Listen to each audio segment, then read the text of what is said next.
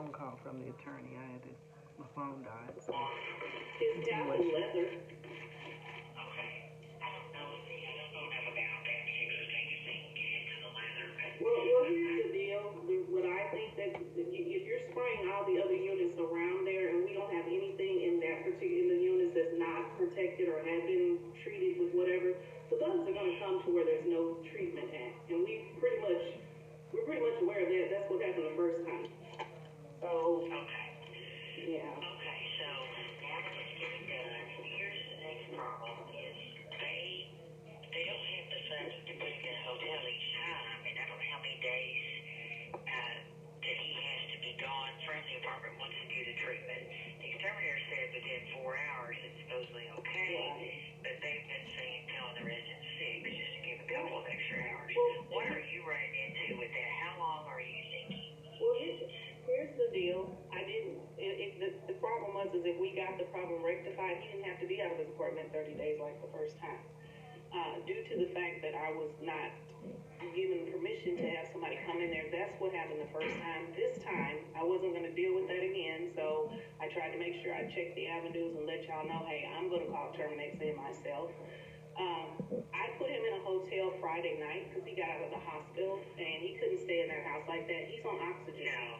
So the hotel stay went from Friday, and I checked him out on Monday. He's back in the hospital now because when the nurse came to see him, he didn't like what he was saying. But here's the deal. He's out of his normal habitat. I can't get him into his routine. So that was the situation with this hotel stay. He's out of the hotel now, but I am out of money, almost $400 from Friday until Monday. That was the hotel stay. Now, when he's out of the hospital this time, hopefully he can go home because I did go in there last night, and I was able to bring his concentrator back to the house. I did not want to bring that stuff back in there until it was sure. So Did you see any evidence of them after the treatment? No, because the young man explained to me that he encased the encasings that I had already had in place. He encased the said encasing. Sure he did. He replaced the wood you had already done. So he put an encasing over my encasings. I'm standing in the bathroom. He did some extra stuff. He put down some extra juice because I told him my dad won't be there for a few days. So he put out some extra stuff that is not smelling. And he also put down some kind of dust stuff. Whatever they needed to do, he was well aware of the situation, and he's well aware of my dad's breathing issue. So they said they handled that, and they'll be back in 2 weeks. The problem is I need to make sure that, I don't know what the issue is. When this initially happened, Terminates treated my dad's unit on a Saturday, so it was well known that those people do work on Saturdays. I don't know where the glitch up is, and that's why I asked you, could you ask your client to please not try and stop me from handling this stuff, because this is pertaining to my dad. If somebody has an issue with me personally, they can take that up with me. But when it comes down to my dad, let's just let this get handled. Your email to me came on a Friday night, so that's when you discovered it. Well, when he got out of the hospital. He got out of the hospital Friday night. My dad was in the hospital from the 21st of October until Friday night. I think that's the 27th. I'm not sure, but it was over a week. Nobody was in that apartment. Nobody was in that apartment. The only thing that was different was on the 18th of October that they had exterminated the other apartments over there. So that is the only thing that I could tell you that was the difference. The other apartments got sprayed on the 18th. The 2 apartments there on the end, the 2 gentlemen that are on oxygen, their apartments did not get sprayed. And then on that Friday evening when we got my dad home that night, there was bed bugs all over. They were everywhere. They were crawling on him. So, yeah. For him, of course. So I don't foresee any problems as far as getting the treatment done as long as you understand that it is taking the chemical time. It's not the organic. It's just too much of an infestation, for lack of better terminology, but it seems as though it's an infestation to me. Well, ma'am, I believe that you might want to y'all might want to ask your client if there's other apartments over there that probably have bed bugs, because I'm not going to get into that. That's that part, but it's not, I don't believe it's just at that location. So. Okay, well, yeah. I have asked that. I have asked that question, and we've been told no. Well, that's not true. You want me to give number to Terminex? Maybe you should ask them, because Well, actually, I am going to, and perfect. one of my next calls. Yes, please call them. Confirm. Yeah. And confirm their opinion on what it's going to take. Mm-hmm. We need to know that. Right. What is it going to take to resolve this? You know, and do you feel good about what you've done already? And so now, as it stands, he's back in the hospital, right? Yes, he is. My dad is.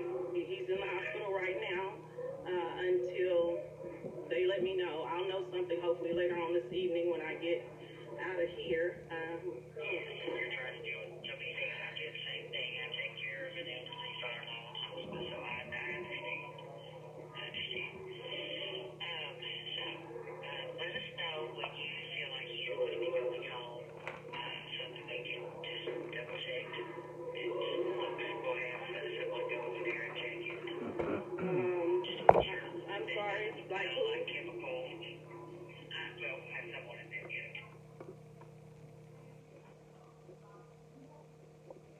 See if there's any more.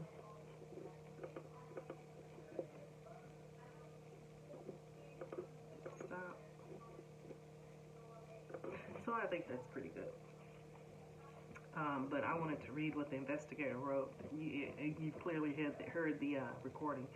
She said, according to Gay Finley, paralegal to Respondent's representative, on October 27th, the claimant informs them of a recurring bed insect problem in Unit 308 and requests a natural solution. I didn't request that this time. The following day, they respond and inform the complainant that they will call Terminex. That never happened.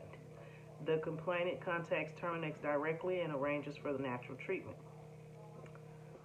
According to Finley, the complainant tells the representative that she trusts Terminex and gives the name of someone who can explain the natural treatment process. She was confident that Terminex would address the issue. Finley claims twice attempts to reach this person for more information without success. On October the 30th, 2023, Malakoff Housing contacts Terminex, which says under a 6-month previous warranty treatment, which they did not know about because they didn't call, and is informed that the first of 2 treatments has been completed. The following treatment was set for November the 14th, in which the complainant canceled according to the representative. Here's the thing. I clearly explained to you why the appointment was canceled. You cannot put the note on a tenant's door the day before, especially when this tenant has people who are coming to his house to see him, and he has to be there for that. So, this is not true. None of this statement is true, but I'm going to keep reading it. And in here I put my notes. Please be advised that the respondents refused to open the door for Terminex. They opened the door for everybody else, for any other tenant who's getting exterminated, but they refused to open the door for 308, Mr. Jackson. That's discrimination. According to Terminex treatment records, Mr. Jackson's unit, number 308, was treated for bed bugs on October 30th and November 16th. The evidence shows that once respondents were made aware of the reoccurrence, they took action to eradicate the bed bugs, as did the complainant, who also said to have contacted Terminex. What other choice did I have other than contact Terminex? Otherwise, they probably wouldn't have come out until Tuesday or Wednesday of the following week. So let's make sure that we understand what's actually going on here, because this is not. This statement here is not what happened. As clearly you just heard the paralegal on the phone. I gave her the number to call Matthew Schaefer, the supervisor for the outskirts supervisor, because she needs to know my dad and 307 and 308, they were not the only 2 people who had bed bugs. Now, there's an email that I sent to Miss Washington that actually had the apartment numbers and the names on them. I don't know if she looked at it or not, but clearly they were not the only people who had bed bugs.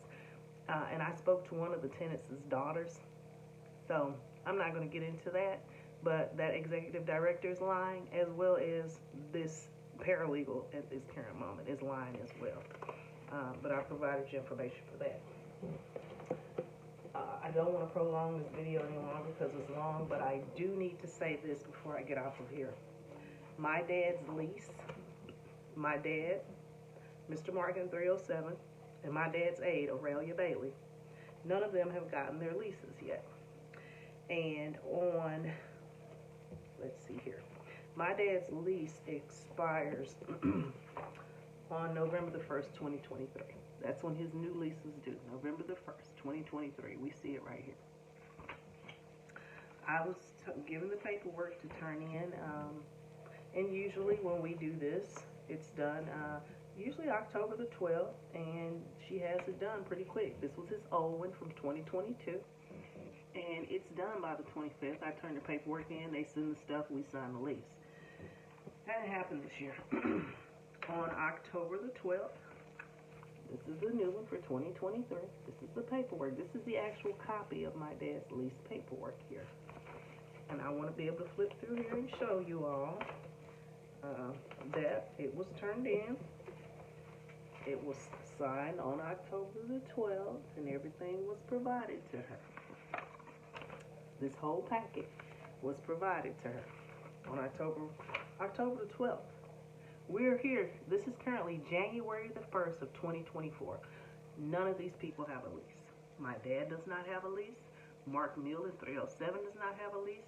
Aurelia Bailey in 316, which is my dad's aide, does not have a lease.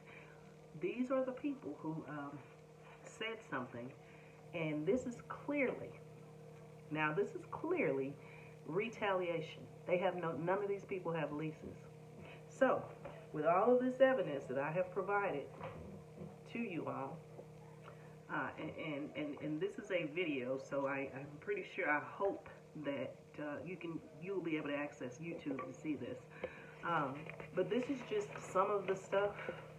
There's a whole plethora of things. Also, I want to make sure, I was sent this on December the 18th, and it was stated that something about they had a final offer. Did I want to see that? I was never sent a final offer, and I was told by Wednesday to reply back, but this case was closed and signed off by Patrick Williams on December the 19th.